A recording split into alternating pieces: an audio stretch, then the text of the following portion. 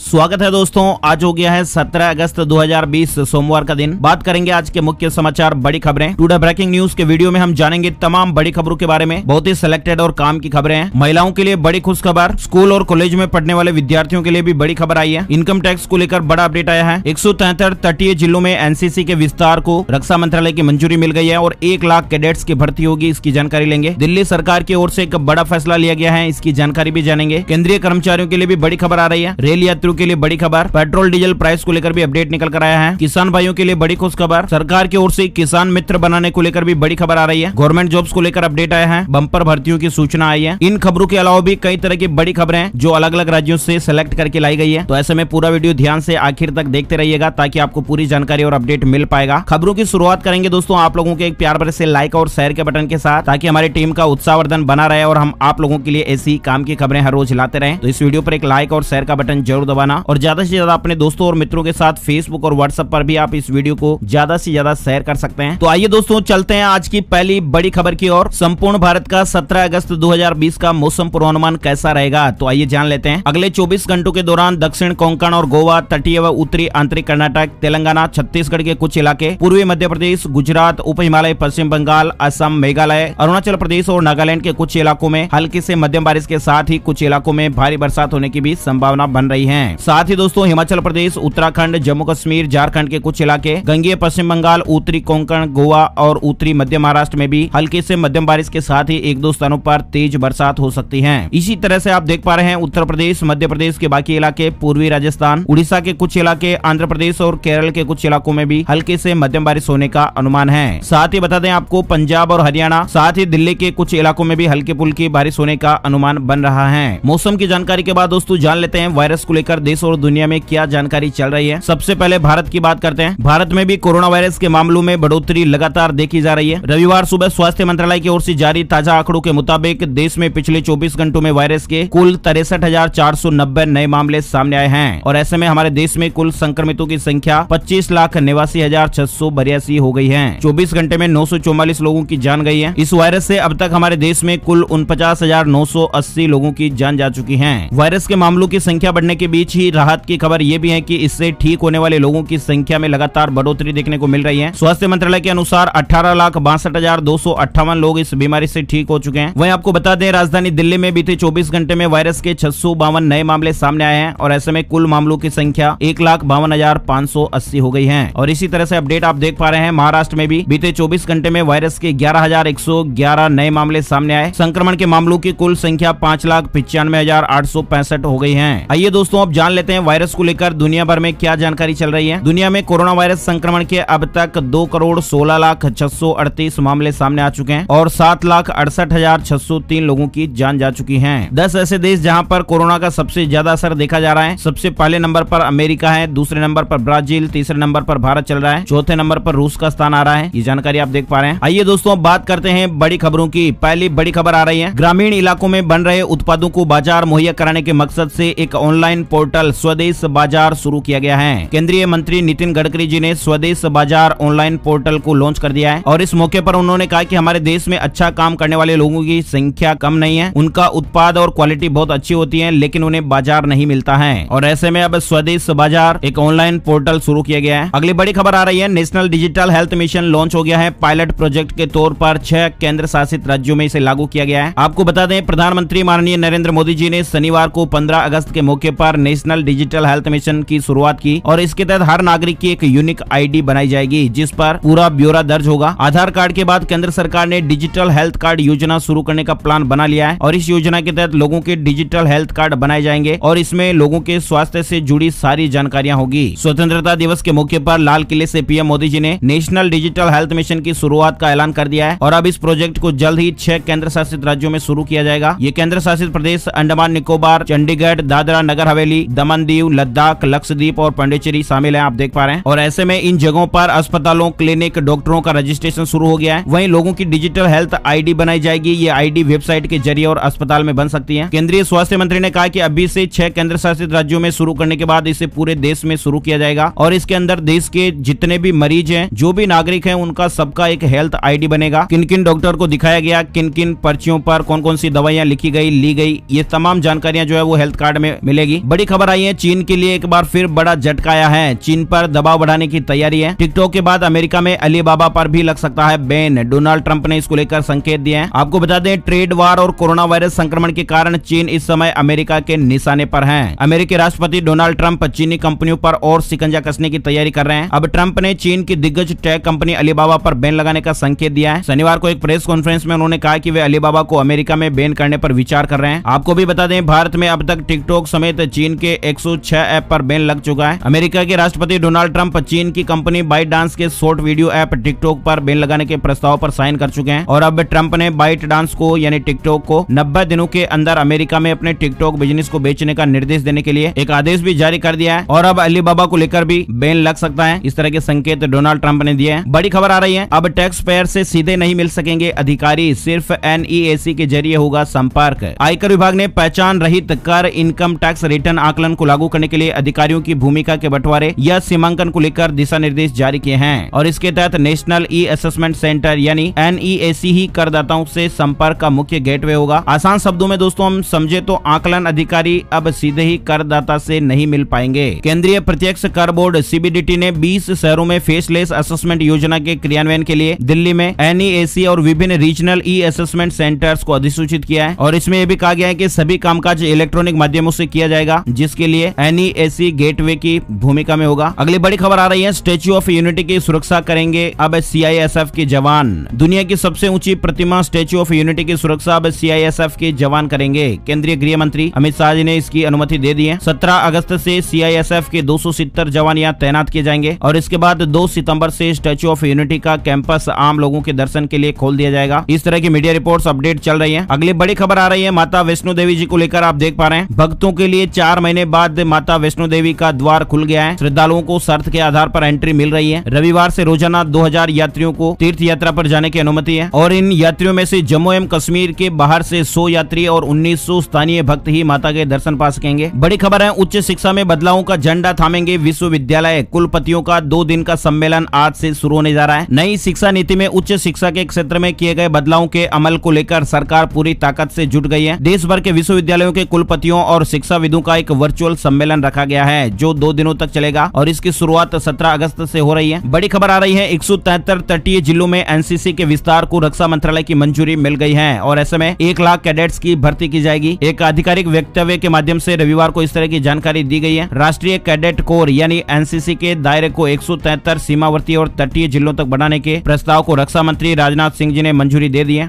बड़ी खबर आ रही है, राजधानी दिल्ली को लेकर दिल्ली सरकार का बड़ा फैसला, मुहर्रम जुलूस और सार्वजनिक गणेश मूर्ति स्थापना पर रोक लगाई गई है। राष्ट्रीय राजधानी दिल्ली में वायरस के मामलों में लगातार बढ़ोतरी देखने को मिल रही है और यही वजह है कि दिल्ली सरकार ने वायरस महामारी को ध्यान में रखते हुए दिल्ली में मुहर्रम के दौरान ताजिया निकालने पर पाबंदी लगा दी है और इसके साथ ही दिल्ली सरकार के आपदा प्रबंधन प्राधिकरण ने गणेश चतुर्थी पर्व पर भी भगवान गणेश की सार्वजनिक मूर्ति स्थापना या पंडाल बनाने पर रोक लगा दी है। अगली बड़ी खबर अपडेट देख सकते हैं, कनाडा सरकार के 9000 से ज्यादा अकाउंट्स के यूजर नेम और पासवर्ड चोरी हुए हैं। अधिकारियों ने बताया कि कनाडा में ऑनलाइन सरकारी सेवाओं के यूजर अकाउंट्स को हाल ही में साइबर अटैक के दौरान हैक कर लिया गया। हालांकि अब उन्हें ठीक कर लिया गया है, लेकिन फिर भी बदमाशों की आप करतूत देख सकते हैं। वही दोस्तों बड़ी खबर आ रही है, केंद्रीय कर्मचारियों के लिए खबर है, बदलने जा रहा है रिटायरमेंट के बाद कॉन्ट्रैक्ट पर नियुक्ति का नियम। वित्त मंत्रालय अब उन सरकारी कर्मचारियों की सैलरी रेगुलेट करने के नॉर्म्स पर काम कर रहा है जिन्हें रिटायरमेंट के बाद कॉन्ट्रैक्ट पर रखा गया है। इसमें नॉमिनेशन आधारित नियुक्तियों को न्यूनतम रखने का प्रस्ताव है। 13 अगस्त को जारी एक मेमोरेंडम में मंत्रालय के व्यय विभाग ने कहा है कि रिटायरमेंट के बाद कॉन्ट्रैक्ट आधार पर नियुक्त किए जाने वाले कर्मचारियों, जिसमें कंसल्टेंट्स भी शामिल है, इनके लिए कोई यूनिफॉर्म गाइडलाइन नहीं ताकि इन मामलों में सैलरी पेमेंट को रेगुलेट किया जा सके। केंद्रीय कर्मचारियों को रिटायरमेंट के बाद कॉन्ट्रैक्ट पर रखने संबंधित रेगुलेशन को लेकर व्यय विभाग ने एक ड्राफ्ट भी तैयार किया है और अन्य मंत्रालयों व विभागों से इस बारे में 10 दिन के अंदर सुझाव मांगा है। अगली बड़ी खबर आई है, सरकार ने शुरू किए मेडिकल के 8 नए डिप्लोमा पाठ्यक्रम। वायरस महामारी के संकट काल में देश के सुदूरवर्ती तथा ग्रामीण क्षेत्रों में मेडिकल विशेषज्ञों की भारी कमी को देखते हुए केंद्र सरकार ने मेडिकल की अलग अलग विधाओं के 8 नए डिप्लोमा पाठ्यक्रम शुरू करने की मंजूरी दी है। केंद्रीय स्वास्थ्य एवं परिवार कल्याण मंत्रालय ने रविवार को ये जानकारी दी और बताया कि इस संबंध में कुछ दिन पहले ही अधिसूचना जारी की गई है। डिटेल जानकारी आप यहाँ पर देख सकते हैं। बड़ी खबर आ रही है, इंडियन रेलवे की नई घोषणा, गुजरात महाराष्ट्र के बीच चलेंगी स्पेशल ट्रेनें। मध्य और पश्चिम रेलवे के समन्वय से विशेष ट्रेनों का संचालन किया जाएगा। ये स्पेशल ट्रेनें पूरी तरह से आरक्षित और कोरोना संबंधी दिशा निर्देशों का पालन जरूरी होगा। साथ ही महाराष्ट्र और गुजरात के बीच चलने वाली इन विशेष ट्रेनों का किराया भी विशेष होगा। गणेश महोत्सव महोत्सव के चलते मुसाफिरों की बढ़ने वाली भीड़ को देखते हुए रेलवे ने पश्चिम रेलवे और मध्य रेलवे के साथ समन्वय में अतिरिक्त गणपति स्पेशल ट्रेनें चलाने का फैसला लिया है। ये विशेष रेलगाड़ियां महाराष्ट्र और गुजरात के बीच चलाई जाएगी। ये सभी ट्रेनें पूरी तरह आरक्षित होंगी और पूर्व में रिजर्वेशन कराना जरूरी होगा। रेलवे की ताजा घोषणा के मुताबिक गणपति महोत्सव को देखते हुए गुजरात के अहमदाबाद, बड़ोदरा से रत्नागिरी, कुडाल, सावंतवाड़ी रेलवे स्टेशनों के बीच रेलगाड़ियों का संचालन किया जाएगा। इसको लेकर ये जानकारी और आप यहाँ पर देख सकते हैं। ट्रेनों की बुकिंग 17 अगस्त से शुरू होगी। अगली बड़ी खबर आ रही है महंगाई को लेकर अपडेट। पेट्रोल की कीमतों में हुआ इजाफा। दिल्ली में 14 पैसे प्रति लीटर की बढ़ोतरी के साथ 80 रुपए 57 पैसे प्रति लीटर पर पेट्रोल पहुंच गया। हालांकि आपको मालूम है कि रोजाना सुबह 6 बजे पेट्रोल डीजल के रेट तय होते हैं। डीजल के दामों में कोई इजाफा नहीं हुआ। 73 रुपए 56 पैसे प्रति लीटर में बिक रहा था। रविवार के ये भाव थे। अगली बड़ी खबर दोस्तों, अंतरिक्ष में नया इतिहास बनाने की तैयारी। इसरो की मदद से स्काई रूट करने जा रही करिश्मा।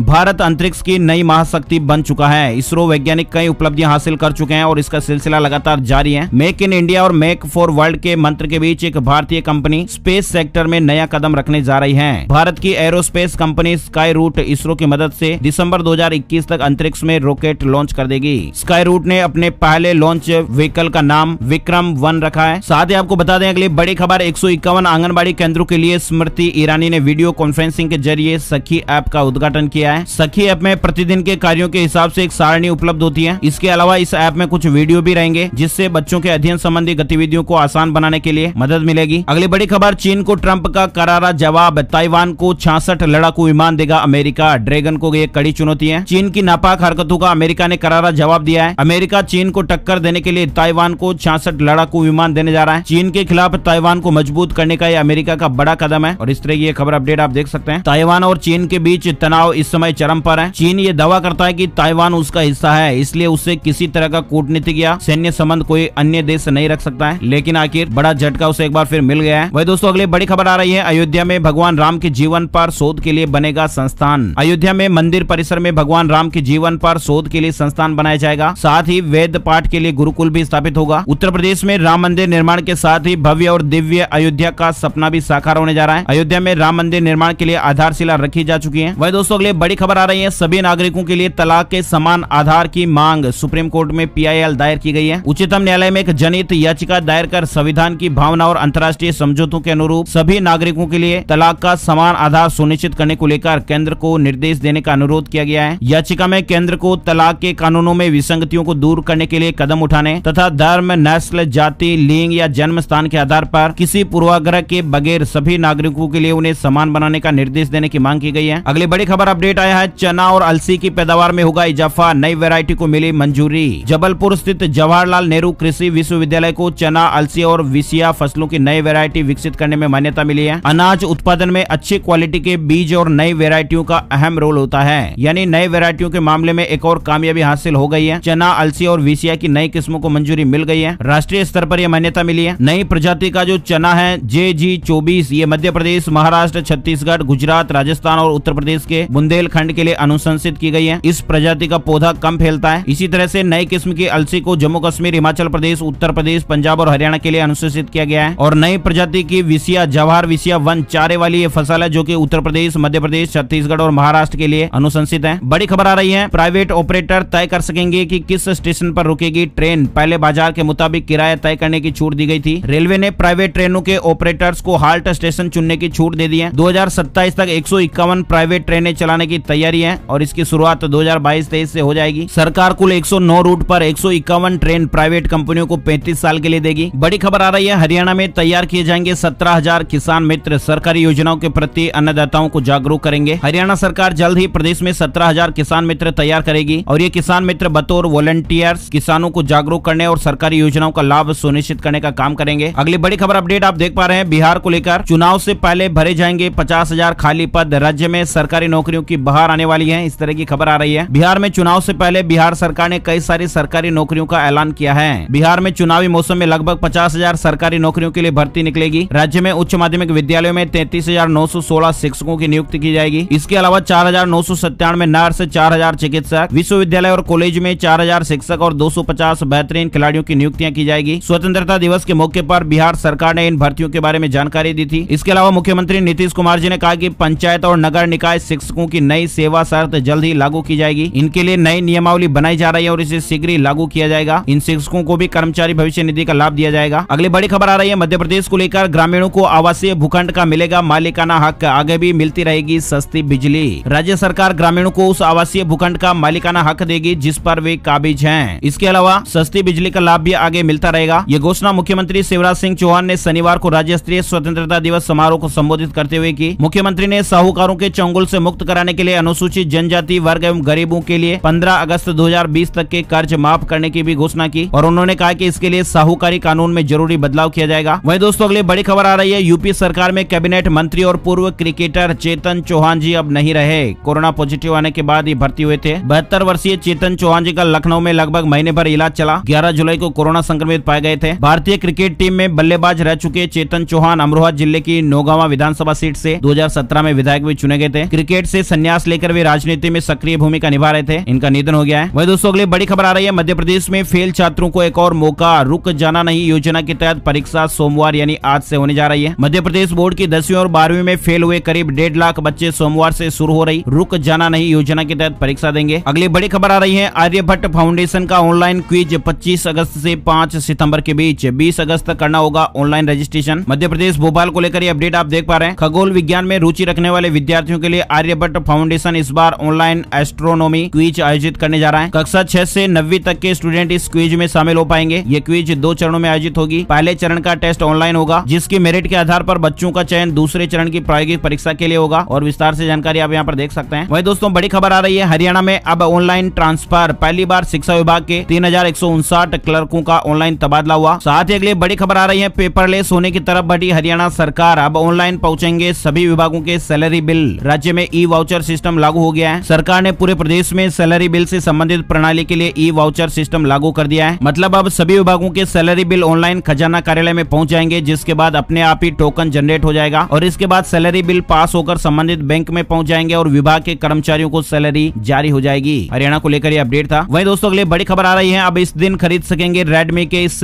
5020 mAh बैटरी वाले फोन को। इसमें 4 कैमरे मिलेंगे। अगर आप भी Xiaomi के Redmi Note 9 Pro खरीदने का प्लान कर रहे हैं और फ्लैश सेल होने की वजह से अभी तक इसे खरीद नहीं पाए हैं, तो ये फोन Redmi Note 9 Pro को अब 18 अगस्त को सेल के लिए उपलब्ध कराया जाएगा। वहीं दोस्तों अगली बड़ी खबर आ रही है, राजस्थान को लेकर पायलट मामले में कांग्रेस ने 3 सदस्यीय कमेटी का गठन किया है। राजस्थान का सियासी संकट खत्म होने के बाद अखिल भारतीय कांग्रेस कमेटी ने पूर्व डिप्टी सीएम सचिन पायलट के मामले में 3 सदस्यीय कमेटी का गठन किया है, जिसमें अहमद पटेल, केसी वेणुगोपाल और अजय माकन शामिल है। और ये कमेटी पायलट और उनके समर्थक विधायकों की मांगों पर हाईकमान को रिपोर्ट देगी। साथ ही राजस्थान को लेकर एक और अपडेट है, सचिन पायलट की वापसी के बाद राजस्थान कांग्रेस में बदलाव। पार्टी अध्यक्ष सोनिया गांधी ने अजय माकन को राजस्थान का प्रभारी महासचिव नियुक्त किया है। अभी तक ये जिम्मेदारी अविनाश पांडे संभाल रहे थे। बड़ी खबर आ रही है, सिंगापुर सरकार ने आईसीआईसीआई बैंक में बढ़ाई हिस्सेदारी। पहले ये 2.12% थी, अब बढ़कर 13.2% हो गई है। वही दोस्तों बड़ी खबर आ रही है, बिहार को लेकर ड्यूटी के दौरान कोरोना से जान चले जाने पर डाक विभाग के कर्मचारियों को मिलेगा 10 लाख रुपए का मुआवजा। इसके साथ ही संक्रमित कर्मचारियों को मेडिकल सुविधा भी दी जाएगी। आगे बढ़ते दोस्तों अगली बड़ी खबर आई है, सोने को लेकर, गोल्ड को लेकर। सोना 67,000 रुपए प्रति 10 ग्राम के स्तर को छू सकता है, इस तरह की खबर आ रही है। गहरे संकट में काम आने वाली संपत्ति सोना। जी हाँ, मौजूदा कठिन वैश्विक परिस्थितियों में ये धारणा एक बार फिर से सही साबित हो रही है। वायरस महामारी और भू राजनीतिक संकट के बीच सोना एक बार फिर से रिकॉर्ड बना रहा है, यानी अन्य संपत्तियों की तुलना में निवेशकों के लिए निवेश का बेहतर विकल्प साबित हुआ है। विश्लेषकों का यह मानना है कि उतार चढ़ाव के बीच सोना अभी कम से कम 1 से 1.5 साल तक ऊंचे स्तर पर बना रहेगा। साथ ही ये भी खबर आ रही है कि कोरोना वैक्सीन की सफलता पर सोने का भविष्य टिका हुआ है। और इसके अलावा ये भी खबर आ रही है कि दिवाली तक सोने में 10 से 15% तक उछाल देखने को मिल सकता है। Delhi Boolean and jewellers welfare association के अध्यक्ष विमल गोयल का भी ये मानना है कि कम से कम 1 साल तक ये सोना उच्चतर स्तर पर ही रहेगा। अभी अनुमान है, मार्केट की क्या स्थिति रहती है, कुछ भी सही तरीके से तो नहीं कहा जा सकता, लेकिन जो अनुभवी लोग हैं उनके अनुमान के आधार पर ये अपडेट आप देख पा रहे हैं। तो दोस्तों आज के वीडियो में फिलहाल बस इतनी ही खबरें। उम्मीद आपको वीडियो अच्छा लगा होगा। लाइक और शेयर जरूर करें, लाल वाला सब्सक्राइब का बटन भी दबा दें ताकि आपके मोबाइल पर इसी काम की खबरों का वीडियो आपको हर रोज मिलता रहेगा।